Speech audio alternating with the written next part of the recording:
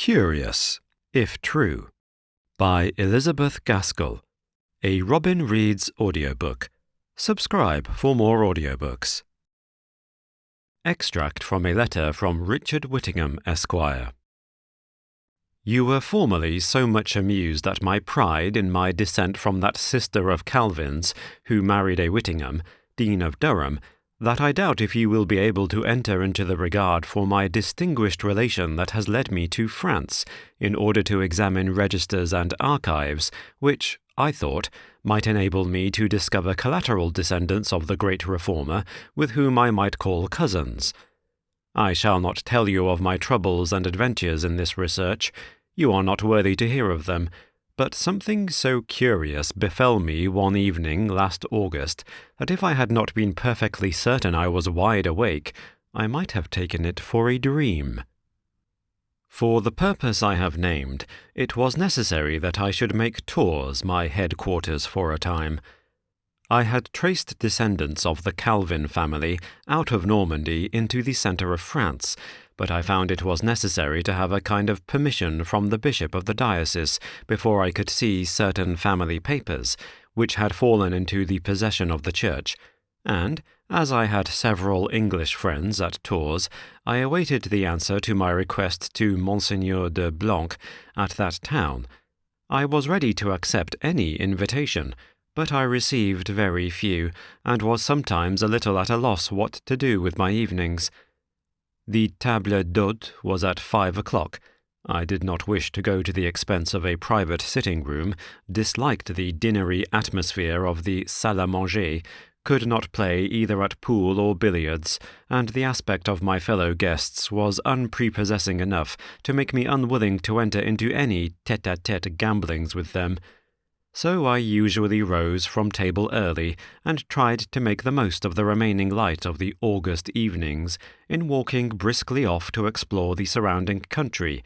The middle of the day was too hot for this purpose, and better employed in lounging on a bench in the boulevards, lazily listening to the distant band, and noticing with equal laziness the faces and figures of the women who passed by.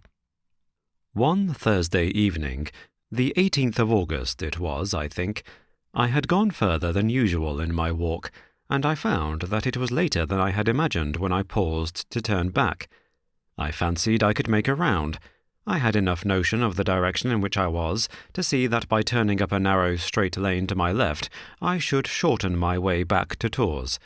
And so I believe I should have done, could I have found an outlet at the right place, but field paths are almost unknown in that part of France, and my lane, stiff and straight as any street, and marked into terribly vanishing perspective by the regular row of poplars on each side, seemed interminable. Of course, night came on, and I was in darkness. In England I might have had a chance of seeing a light in some cottage only a field or two off, and asking my way from the inhabitants, but here I could see no such welcome sight. Indeed, I believe French peasants go to bed with the summer daylight, so if there were any habitations in the neighbourhood I never saw them. At last, I believe I must have walked 2 hours in the darkness, I saw the dusky outline of a wood on one side of the weariful lane, and, impatiently careless of all forest laws and penalties for trespassers, I made my way to it, thinking that if the worst came to the worst, I could find some covert, some shelter where I could lie down and rest, until the morning light gave me a chance of finding my way back to Tours. But the plantation, on the outskirts of what appeared to me a dense wood, was of young trees, too closely planted to be more than slender stems growing up to a good height, with scanty foliage on their summits. On I went towards the thicker forest, and once there I slackened my pace, and began to look about me for a good lair. I was as dainty as Lochiel's grandchild, who made his grandsire indignant at the luxury of his pillow of snow. This brake was too full of brambles that felt damp with dew. There was no hurry, since I had given up all hope of passing the night between four walls, and I went leisurely groping about, and trusting that there were no wolves to be poked up out of their summer drowsiness by my stick, when, all at once, I saw a chateau before me, not a quarter of a mile off, at the end of what seemed to be an ancient avenue, now overgrown and irregular, which I happened to be crossing when I looked to my right and saw the welcome sight. Large, stately, and dark was its outline against the dusky night sky. There were pepper-boxes and tourelles and what-not fantastically going up into the dim starlight, and more to the purpose still, though I could not see the details of the building that I was now facing, it was plain enough that there were lights in many windows, as if some great entertainment was going on. They are hospitable people at any rate, thought I. Perhaps they will give me a bed. I don't suppose French propriétaires have traps and horses quite as plentiful as English gentlemen, but they are evidently having a large party, and some of their guests may be from Tours, and will give me a cast back to the Lion d'Or. I am not proud, and I am dog-tired. I am not above hanging on behind if need be. So, putting a little briskness and spirit into my walk, I went up to the door, which was standing open most hospitably, and showing a large lighted hall, all hung round with spools of the chase, armour, etc., the details of which I had not time to notice, for the instant I stood on the threshold, a huge porter appeared, in a strange old-fashioned dress, a kind of livery which well befitted the general appearance of the house.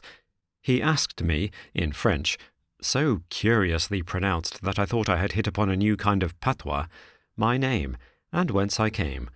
I thought he would not be much the wiser, still it was but civil to give it before I made my request for assistance. So, in reply, I said, "My name is Whittingham, Richard Whittingham, an English gentleman, staying at Tours." To my infinite surprise, a light of pleased intelligence came over the giant's face. He made me a low bow, and said, still in the same curious dialect, that I was welcome, that I was long expected. Long expected?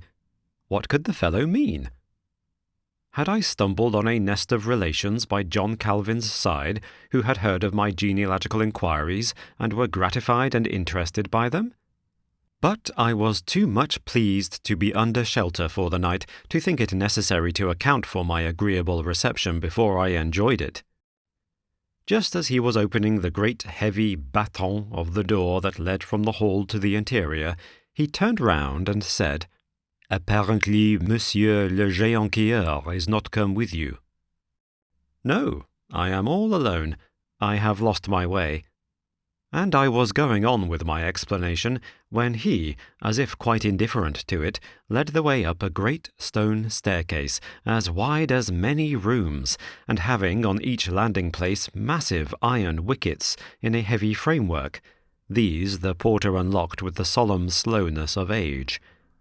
Indeed, a strange, mysterious awe of the centuries that had passed away since this chateau was built came over me as I waited for the turning of the ponderous keys in the ancient locks. I could almost have fancied that I heard a mighty rushing murmur, like the ceaseless sound of a distant sea, ebbing and flowing forever and forever, coming forth from the great vacant galleries that opened out on each side of the broad staircase, and were to be dimly perceived in the darkness above us. It was as if the voices of generations of men yet echoed and eddied in the silent air. It was strange, too, that my friend the porter going before me, ponderously infirm, with his feeble old hands striving in vain to keep the tall flambeau he held steadily before him, strange, I say, that he was the only domestic I saw in the vast halls and passages, or met with on the grand staircase. At length we stood before the gilded doors that led into the saloon where the family, or it might be the company, so great was the buzz of voices, was assembled. I would have remonstrated when I found he was going to introduce me, dusty and travel-smeared, in a morning costume that was not even my best, into this grand salon, with nobody knew how many ladies and gentlemen assembled, but the obstinate old man was evidently bent upon taking me straight to his master, and paid no heed to my words. The doors flew open, and I was ushered into a saloon curiously full of pale light, which did not culminate on any spot, nor proceed from any centre, nor flicker with any motion of the air, but filled every nook and corner, making all things deliciously distinct, different from our light of gas or candle, as is the difference between a clear southern atmosphere and that of our misty England. At the first moment, my arrival excited no attention. The apartment was so full of people, all intent on their own conversation.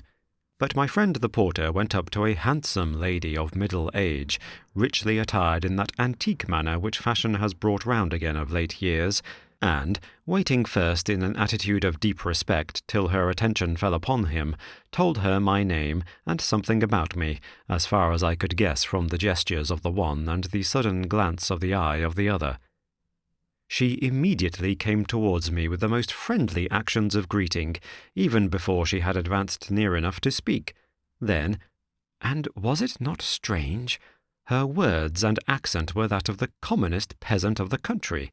Yet she herself looked high-bred, and would have been dignified had she been a shade less restless, had her countenance worn a little less lively and inquisitive expression.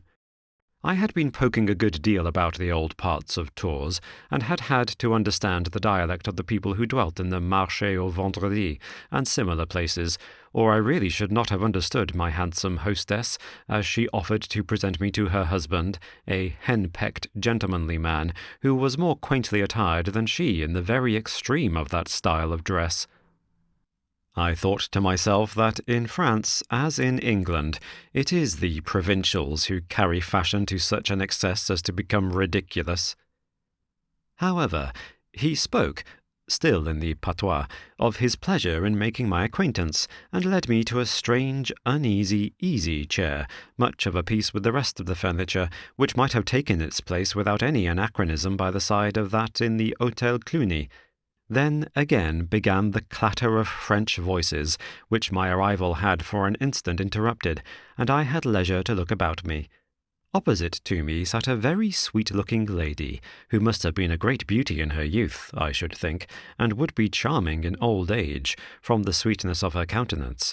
She was, however, extremely fat, and on seeing her feet laid up before her on a cushion, I at once perceived that they were so swollen as to render her incapable of walking, which probably brought on her excessive embonpoint. Her hands were plump and small, but rather coarse-grained in texture, not quite so clean as they might have been, and altogether not so aristocratic-looking as the charming face. Her dress was of superb black velvet, ermine-trimmed, with diamonds thrown all abroad over it. Not far from her stood the least little man I had ever seen. Of such admirable proportions no one could call him a dwarf, because with that word we usually associate something of a deformity, but yet with an elfin look of shrewd, hard, worldly wisdom in his face that marred the impression which his delicate, regular little features would otherwise have conveyed. Indeed, I do not think he was quite of equal rank with the rest of the company, for his dress was inappropriate to the occasion, and he apparently was an invited, while I was an involuntary guest, and one or two of his gestures and actions were more like the tricks of an uneducated rustic than anything else. To explain what I mean, his boots had evidently seen much service, and had been retopped, reheeled, resoled to the extent of cobbler's powers. Why should he have come in them if they were not his best, his only pair? And what can be more ungenteel than poverty? Then again, he had an uneasy trick of putting his hand up to his throat, as if he expected to find something the matter with it, and he had the awkward habit, which I do not think he could have copied from Dr. Johnson, because most probably he had never heard of him, of trying to always retrace his steps on the exact boards on which he had trodden to arrive at any particular part of the room. Besides, To settle the question, I once heard him addressed as Monsieur Pousset, without any aristocratic de for a prefix, and nearly everyone else in the room was a marquis at any rate. I say nearly everyone, for some strange people had the entree, unless indeed they were, like me, benighted. One of the guests I should have taken for a servant, but for the extraordinary influence he seemed to have over the man I took for his master, and who never did anything without apparently being urged thereto by his follower. The master, magnificently dressed, but ill at ease in his clothes as if they had been made for someone else, was a weak-looking, handsome man, continually sauntering about, and I almost guessed an object of his suspicion to some of the gentlemen present, which, perhaps, drove him on the companionship of his follower, who was dressed something in the style of an ambassador's chasseur, yet it was not a chasseur's dress after all. It was something more thoroughly old-world. Boots halfway up his ridiculously small legs, which clattered as he walked along, as if they were too large for his little feet, and a great quantity of grey fur, as trimming to coat, court-mantle, boots, cap, everything. You know the way in which certain countenances remind you perpetually of some animal, be it bird or beast? Well, this chasseur, as I will call him for want of a better name, was exceedingly like the great tom-cat that you have seen so often in my chambers, and laughed at almost as often for his uncanny gravity of demeanour. Grey whiskers has my Tom, grey whiskers had the chasseur. Grey hair overshadows the upper lip of my Tom. Grey moustachios hid that of the chasseur. The pupils of Tom's eyes dilate and contract as I had thought cats' pupils only could do, until I saw those of the chasseur. To be sure, canny as Tom is, the chasseur had the advantage in the more intelligent expression. He seemed to have obtained most complete sway over his master or patron, whose looks he watched and whose steps he followed, with a kind of distrustful interest that puzzled me greatly. There were several other groups in the more distant part of the saloon, all of the stately old school, all grand and noble, I conjectured from their bearing. They seemed perfectly well acquainted with each other, as if they were in the habit of meeting, but I was interrupted in my observations by the tiny little gentleman on the opposite side of the room coming across to take a place beside me.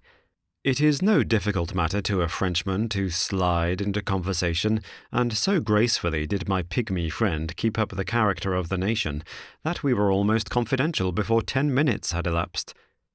Now I was quite aware that the welcome which all had extended to me, from the porter up to the vivacious lady and meek lord of the castle, was intended for some other person, but it required either a degree of moral courage, of which I cannot boast, or the self-reliance and conversational powers of a bolder and cleverer man than I, to undeceive people who had fallen into so fortunate a mistake for me. Yet the little man by my side insinuated himself so much into my confidence that I had half a mind to tell him of my exact situation, and to turn him into a friend and an ally. "Madame is perceptibly growing older," said he, in the midst of my perplexity, glancing at our hostess. "Madame is still a very fine woman," replied I. "Now, is it not strange," continued he, lowering his voice, "how women almost invariably praise the absent or departed as if they were angels of light, while as for the present or the living—" Here he shrugged up his little shoulders and made an expressive pause. "Would you believe it? Madame is always praising her late husband to Monsieur's face, till, in fact, we guests are quite perplexed how to look. For, you know, the late Monsieur de Retz's character was quite notorious. Everybody has heard of him." All the world of Touraine, thought I, but I made an assenting noise. At this instant, Monsieur our host came up to me, and with a civil look of tender interest, such as some people put on when they inquire after your mother, about whom they do not care one straw, asked if I had heard lately how my cat was. How my cat was? What could the man mean? My cat? Could he mean the tailless Tom, born in the Isle of Man, and now supposed to be keeping guard against the incursions of rats and mice into my chambers in London? Tom is, as you know, on pretty good terms with some of my friends, using their legs for rubbing posts without scruple, and highly esteemed by them for his gravity of demeanour and wise manner of winking his eyes. But could his fame have reached across the Channel? However, an answer must be returned to the inquiry, as Monsieur's face was bent down to mine with a look of polite anxiety. So I, in my turn, assumed an expression of gratitude, and assured him that, to the best of my belief, my cat was in remarkably good health. "And the climate agrees with her?" "Perfectly," said I, in a maze of wonder at this deep solicitude in a tailless cat who had lost one foot and half an ear in some cruel trap. My host smiled a sweet smile, and, addressing a few words to my little neighbour, passed on. "How wearisome those aristocrats are," quoth my neighbour with a slight sneer. "Monsieur's conversation rarely extends to more than 2 sentences to anyone. By that time his faculties are exhausted, and he needs the refreshment of silence. You and I, monsieur, are, at any rate, indebted to our own wits for our rise in the world." Here again I was bewildered.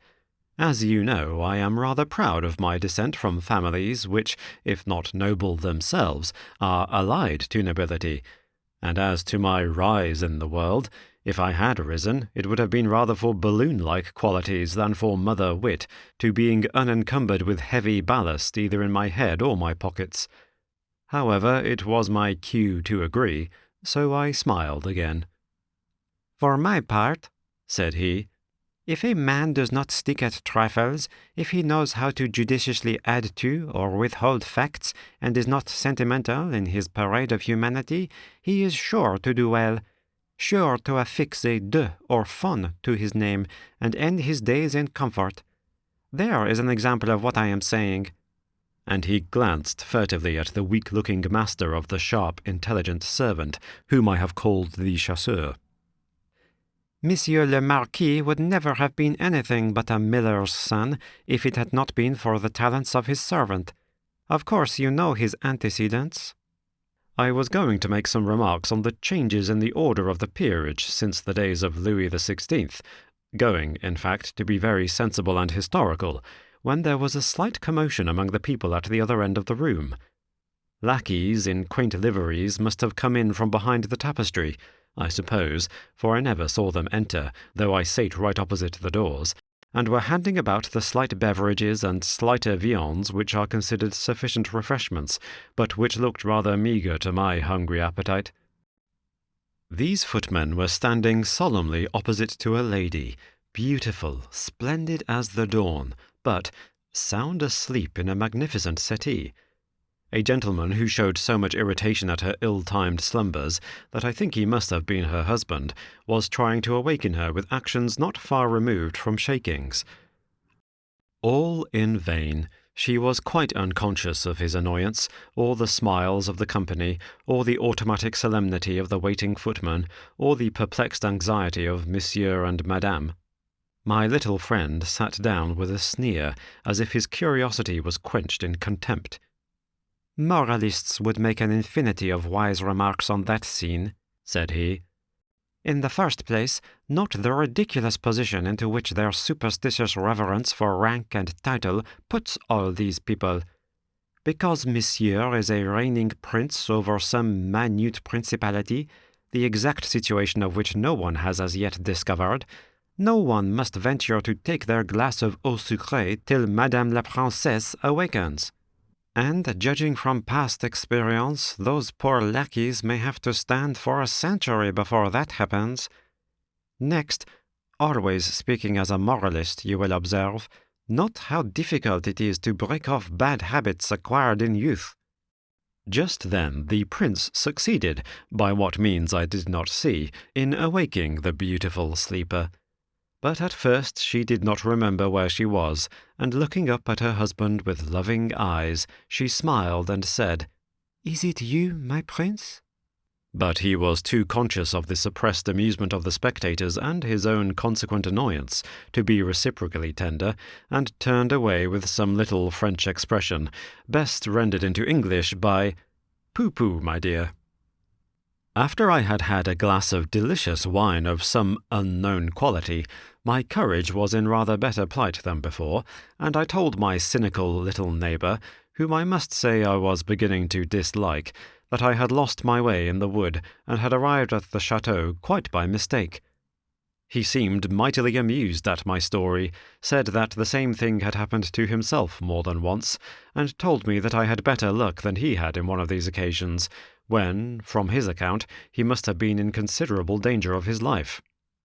He ended his story by making me admire his boots, which he said he still wore, patched though they were, and all their excellent quality lost by patching, because they were of such a first-rate make for long pedestrian excursions. Though, indeed, he wound up by saying, the new fashion of railroads would seem to supersede the necessity for this description of boots. When I consulted him as to whether I ought to make myself known to my host and hostess as a benighted traveller instead of the guest whom they had taken me for, he exclaimed, "By no means! I hate such squeamish morality." And he seemed much offended by my innocent question, as if it seemed by implication to condemn something in himself. He was offended and silent, and just at this moment I caught the sweet, attractive eyes of the lady opposite, that lady whom I named at first as being no longer in the bloom of youth, but as being somewhat infirm about the feet, which were supported on a raised cushion before her. Her looks seemed to say, "Come here, and let us have some conversation together." And, with a bow of silent excuse to my little companion, I went across to the lame old lady.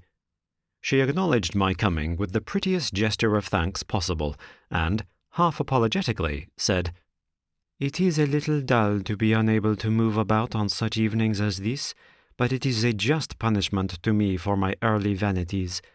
My poor feet, that were by nature so small, are now taking their revenge for my cruelty in forcing them into such little slippers.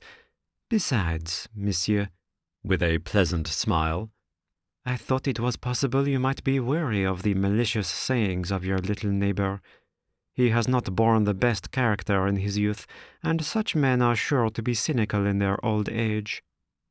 "Who is he?" asked I, with English abruptness. "His name is Pousset, and his father was, I believe, a woodcutter or charcoal burner, or something of the sort. They do tell sad stories of connivance at murder, ingratitude, and obtaining money on false pretenses, but he will think me as bad as he if I go on with my slanders. Rather, let us admire the lovely lady coming up towards us, with the roses in her hand. I never see her without roses. They are so closely connected with her past history, as you are doubtless aware." "Ah, beauty!" said my companion to the lady drawing near to us. "It is like you to come to me, now that I can no longer go to you." Then, turning to me, and gracefully drawing me into the conversation, she said, "You must know that, although we never met until we were both married, we have been almost like sisters ever since. There have been so many points of resemblance in our circumstances, and I think I may say in our characters. We had each 2 elder sisters, mine were but half-sisters, though, who were not so kind to us as they might have been." "But have been sorry for it since?" put in the other lady. "Since we have married princes," continued the same lady, with an arch smile that had nothing of unkindness in it. "For we both have married far above our original stations in life. We are both unpunctual in our habits, and, in consequence of this failing of ours, we have both had to suffer mortification and pain." "And both are charming," said a whisper close behind me. "My lord the Marquis, say it. Say, and both are charming." "And both are charming," was spoken aloud by another voice. I turned and saw the wily cat-like chasseur prompting his master to make civil speeches. The ladies bowed with that kind of haughty acknowledgment which shows that compliments from such a source are distasteful, but our trio of conversation was broken up, and I was sorry for it. The Marquis looked as if he had been stirred up to make that one speech, and hoped that he would not be expected to say more, while behind him stood the chasseur, half impertinent and half servile in his ways and attitudes. The ladies, who were real ladies, seemed to be sorry for the awkwardness of the Marquis, and addressed some trifling questions to him, adapting themselves to the subjects on which he could have no trouble in answering. The chasseur, meanwhile, was talking to himself in a growling tone of voice. I had fallen a little into the background at this interruption in a conversation which promised to be so pleasant, and I could not help hearing his words. Really, the Carabath grows more stupid every day. I have a great mind to throw off his boots and leave him to his fate. I was intended for a court, and to a court I will go, and make my own fortune as I have made his. The Emperor will appreciate my talents. And such are the habits of the French, or such his forgetfulness of good manners in his anger, that he spat right and left on the parquetted floor. Just then, a very ugly, very pleasant-looking man came towards the two ladies to whom I had lately been speaking, leading up to them a delicate, fair woman, dressed all in the softest white, as if she were vouée au blanc. I do not think there was a bit of colour about her. I thought I heard her making, as she came along, a little noise of pleasure, not exactly like the singing of a tea-kettle, nor yet like the cooing of a dove, but reminding me of each sound. Madame de Mieux was anxious to see you, said he, addressing the lady with the roses. So I have brought her across to give you a pleasure. What an honest, good face! But oh, how ugly! And yet I liked his ugliness better than most persons' beauty. There was a look of pathetic acknowledgment of his ugliness, and a deprecation of your too hasty judgment in his countenance that was positively winning. The soft, white lady kept glancing at my neighbour the chasseur, as if they had had some former acquaintance, which puzzled me very much, as they were of such different rank. However, their nerves were evidently strung to the same tune, for at a sound behind the tapestry, which was more like the scuttering of rats and mice than anything else, both Madame de Mieux and the chasseur started with the most eager look of anxiety on their countenances, and by their restless movements, Madame's panting, and the fiery dilation of his eyes, one might see that commonplace sounds affected them both in a manner very different to the rest of the company. The ugly husband of the lovely lady with the roses now addressed himself to me. We are much disappointed, he said, in finding that Monsieur is not accompanied by his countryman, le Grand Jean d'Angleterre. I cannot pronounce his name rightly. And he looked at me to help him out. Le Grand Jean d'Angleterre? Now who was Le Grand Jean d'Angleterre? John Bull? John Russell?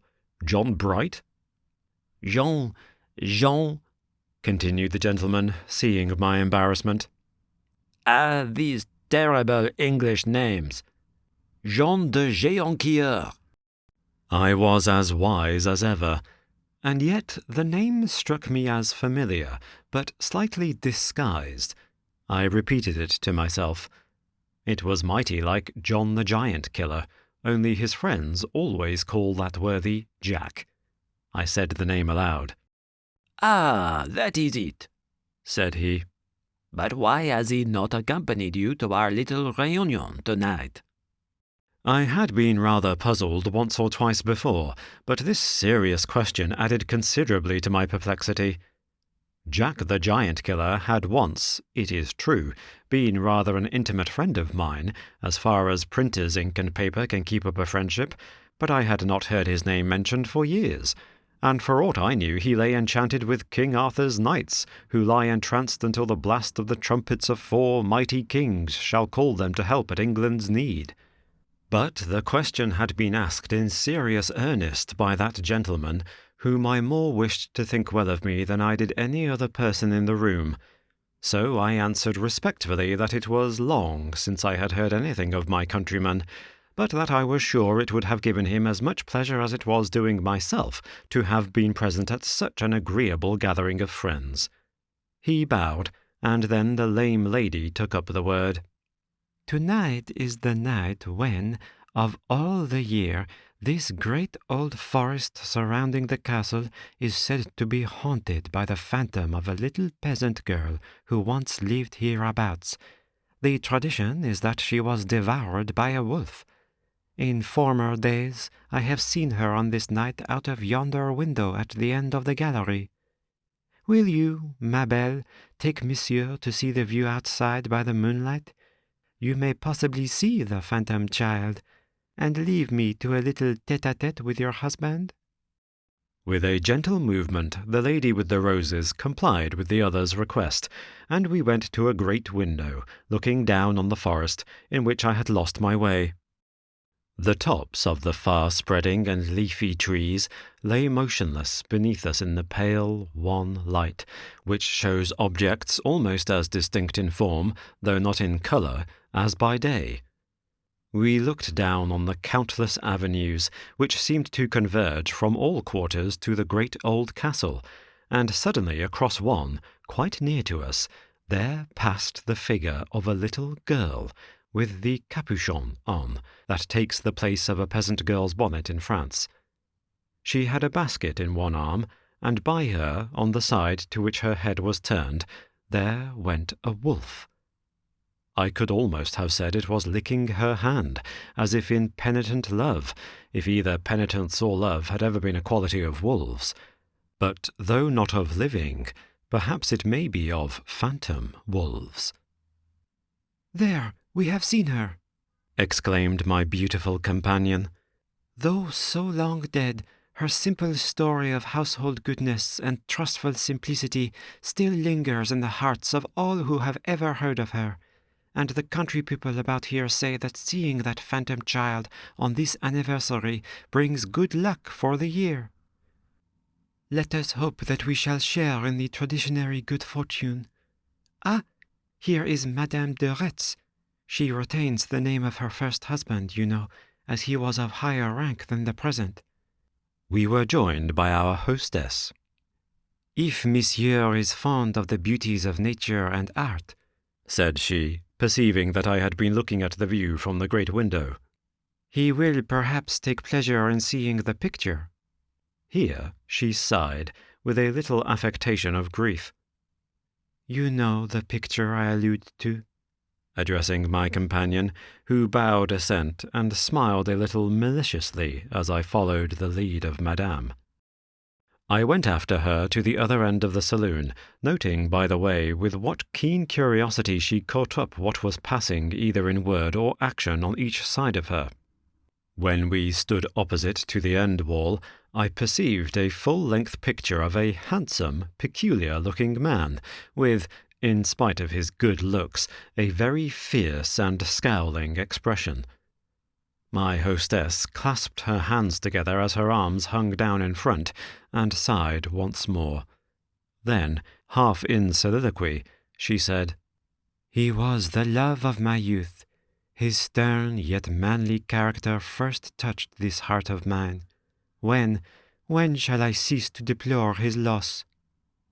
Not being acquainted with her enough to answer this question, if indeed it were not sufficiently answered by the fact of her second marriage, I felt awkward, and, by way of saying something, I remarked, "The countenance strikes me as resembling something I have seen before, in an engraving from an historical picture, I think. Only it is there the principal figure in a group. He is holding a lady by her hair and threatening her with his scimitar, while 2 cavaliers are rushing up the stairs, apparently only just in time to save her life." "Alas, alas," said she, "you too accurately describe a miserable passage in my life, which has often been represented in a false light. The best of husbands," here she sobbed, and became slightly inarticulate with her grief, "will sometimes be displeased. I was young and curious. He was justly angry with my disobedience. My brothers were too hasty. The consequence is, I became a widow." After due respect for her tears, I ventured to suggest some commonplace consolation. She turned round sharply. "No, monsieur. My only comfort is that I have never forgiven the brothers who interfered so cruelly, in such an uncalled-for manner, between my dear husband and myself. To quote my friend Monsieur Sganarelle, ce sont petites choses qui sont de temps en temps nécessaires dans l'amitié. Et 5 ou 6 coups d'épée entre gens qui s'aiment ne font que regarder l'affection. You observe the colouring is not quite what it should be? In this light, the beard is of a rather peculiar tint, said I. Yes, the painter did not do it justice. It was most lovely, and gave him such a distinguished air, quite different from the common herd. Stay, I will show you the exact colour, if you will come near this flambeau. And, going near the light, she took off a bracelet of hair, with a magnificent clasp of pearls. It was peculiar, certainly. I did not know what to say. His precious lovely beard, said she, and the pearls go so well with the delicate blue. Her husband, who had come up to us, and waited till her eye fell upon him before venturing to speak, now said, "It is strange Monsieur Augur is not yet arrived." Not at all strange, said she tartly. He was always very stupid, and constantly falls into mistakes, in which he comes worse off, and it is very well he does, for he is a credulous and cowardly fellow. Not at all strange. If you will, turning to her husband, so that I hardly heard her words until I caught, then everybody would have their rights, and we should have no more trouble. Is it not, monsieur? Addressing me. If I were in England, I should imagine Madame was speaking of the Reform Bill or the Millennium, but I am in ignorance. And, just as I spoke, the great folding doors were thrown open wide, and everyone started to their feet to greet a little old lady leaning on a thin black wand, and "Madame la Fée Marraine" was announced by a chorus of sweet, shrill voices. And in a moment I was lying in the grass close by a hollow oak tree, with the slanting glory of the dawning day shining full in my face, and thousands of little birds and delicate insects piping and warbling out their welcome to the ruddy splendour. Thank you for listening to Robin Reads Audiobooks. If you enjoyed this video, then please give it a like, subscribe, click the bell notification icon to keep up to date on all the future uploads, and give a super thanks or click the join button to support the channel further. This audiobook will also become available on Audible, Spotify, Bandcamp, and other audiobook platforms.